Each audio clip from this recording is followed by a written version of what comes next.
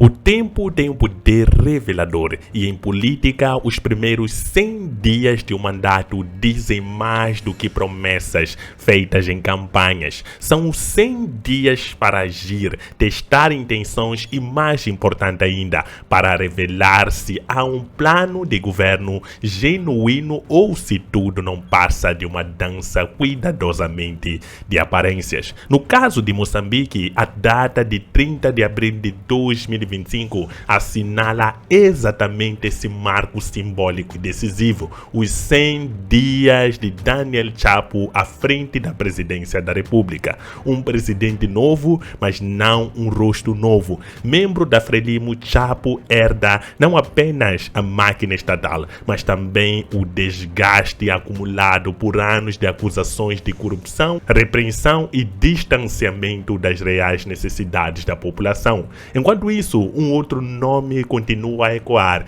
mesmo fora do Palácio da Ponta Vermelha: Venâncio Mondlane, o opositor mais carismático e ousado da última eleição presidencial. Um candidato que mobilizou multidões, canalizou frustrações e não saiu derrotado no coração de muitos moçambicanos. E agora, 100 dias depois, paira a grande questão que está nas entrelinhas de cada medida adotada por Chapo. Até onde vai a influência de Mondlane sobre a presidência? Serão apenas coincidências de agenda política ou estamos diante de uma presidência que segue passo a passo o caderno de reformas desenhado pelo ex-adversário Venâncio Mondlane? É isso que vamos analisar neste vídeo.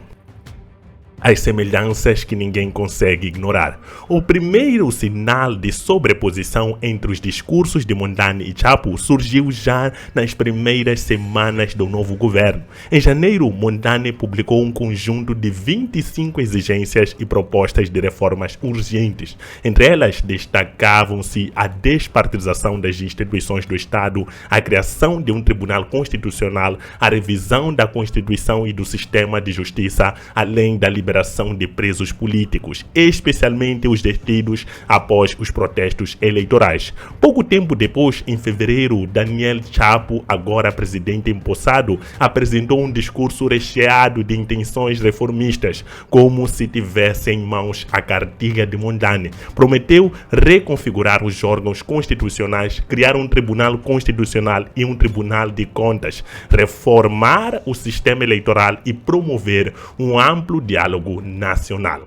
Em abril, promulgou formalmente a lei Compromisso Político para um Diálogo Nacional Inclusivo, o que poderia ser visto como iniciativa própria começou a levantar sobrancelhas. Seriam apenas paralelismos inevitáveis diante do contexto político, ou estaria Chapo conscientemente a adotar a estratégia do seu ex-adversário para acalmar a fúria social que ainda arde nas ruas de Maputo, Beira, Nampula e outras províncias?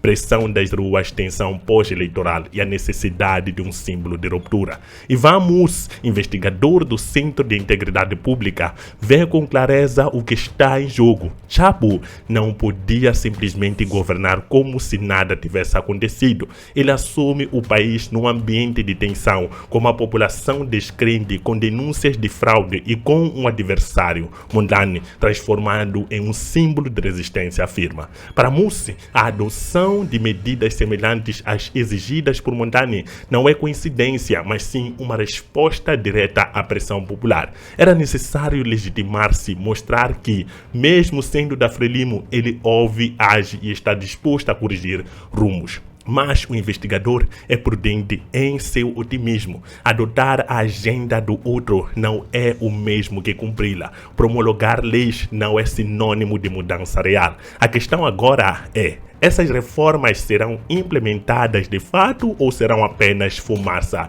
para acalmar o caso dos indultos, justiça seletiva ou espetáculo político? Uma das exigências mais repetidas por Mondlane foi a liberação dos manifestantes presos durante as manifestações pós-eleitorais, em sua maioria jovens. Ele também pediu a compensação e responsabilização por abusos cometidos pelas forças de segurança.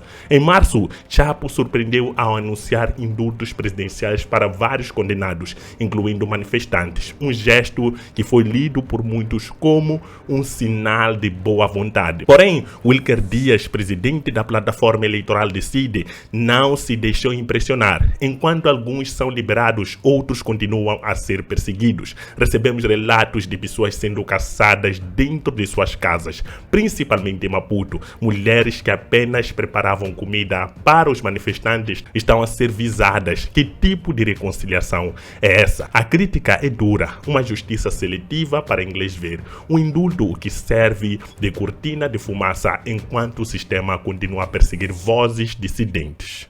Economia e desafios de não repetir erros do passado. A área econômica também tem gerado controvérsias. Em janeiro, Mondlane defendeu a criação de uma linha de crédito de 500 milhões de dólares para pequenas e médias empresas como forma de fomentar a economia real. Em fevereiro, o governo anunciou o Fundo de Recuperação Econômica com 10 mil milhões de meticais, valor considerável destinado a pequenas e médias empresas. Mas a questão central permanece. Quem terá acesso a esse fundo? Rui Mati, economista, alerta: se os recursos forem canalizados como tem sido costume para empresas ligadas ao partido no poder ou a grupos de interesses específicos, de nada valerá a medida. Para ele, a credibilidade do governo depende da transparência, imparcialidade e fiscalização rigorosa. Wilker Dias vai mais longe. Sabemos quem vai receber esse dinheiro? Os de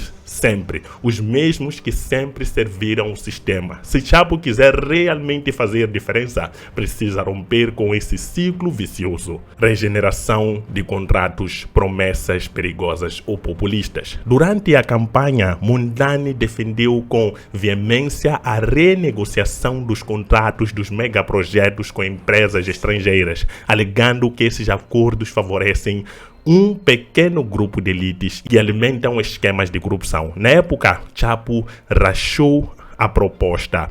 Agora, no poder, já fala em revisar contratos assinados há 20 anos para trazer mais benefícios ao povo. Rui Mati não esconde seu ceticismo. É populismo. Nenhuma multinacional vai aceitar renegociar seus contratos sem levar o caso aos tribunais. Isso exige anos, dinheiro, desgaste diplomático e jurídico. Falar em renegociação como se fosse algo simples é criar falsa esperança. Mais uma vez, a dúvida volta. Chapo está tentando governar ou apenas a manter o povo distraído? 100 dias depois da posse, Daniel Chapo continua a governar sob a sombra de Venâncio Mondlane. A cada decreto, a cada reforma anunciada, o fantasma do opositor ressurge, não como rival político, mas como fonte original das ideias que agora guiam um presidente. Seria isso um sinal de humildade e pragmatismo ou uma demonstração da ausência de projeto próprio? Será que Chapo está disposto a ir além do discurso e realmente romper com os vícios de décadas de governação centralizada e partidarizada? O tempo dirá, mas o povo moçambicano está atento, vigilante e mais exigente do que nunca. Os dias em que promessas vazias bastavam para manter a paz social ficaram para trás. Agora, ou se governa com coragem e verdade, ou o povo encontrará outra voz para reivindicar aquilo que nunca deveria ter sido negado: dignidade, justiça e oportunidades reais para todos. Olá, inscritos do canal Verdades da África. Como vimos no texto anterior ou no resumo anterior que eu fiz, é uma das questões que mais se faz em Moçambique. Será que Daniel Chapo, de certa forma, imitou Venâncio Mondlane? Será que Daniel Chapo, a sua governança foi baseada nas medidas de Venâncio Mondlane?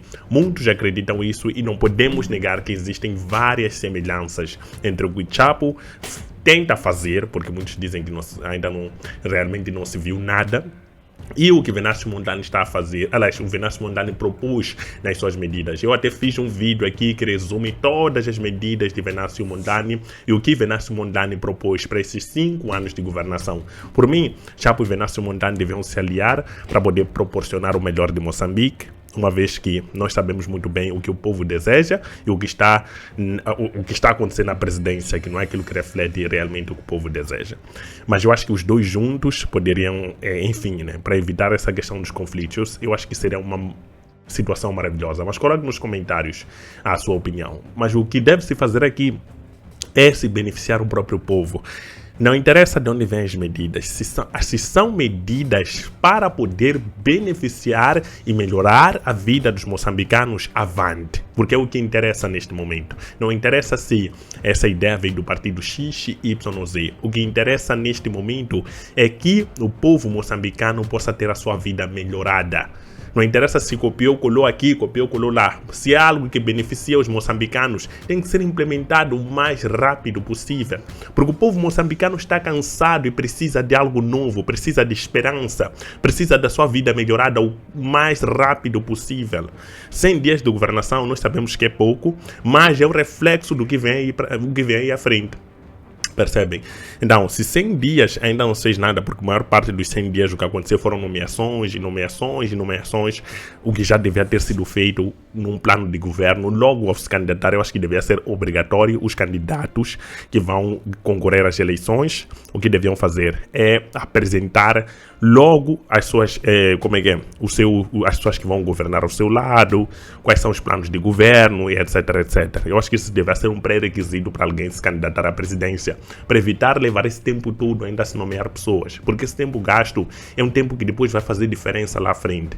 Leva-se 100 dias para nomear pessoas para o cargo, depois essas pessoas têm que se planificar. Se nós piscamos o olho, um ano de governação se foi e não se fez praticamente nada. Então tem que se prestar atenção nesses fatos. Eu acho que deve ser algo que deve se levar para as próximas eleições. O governante deve chegar logo com as ideias na mesa e colocar, apresentar logo no início, eu vou fazer isso e isso, e logo 2 dias depois, um dia depois a ser empossado à presidência, começar a executar, porque leva-se muito tempo ainda a nomear pessoas.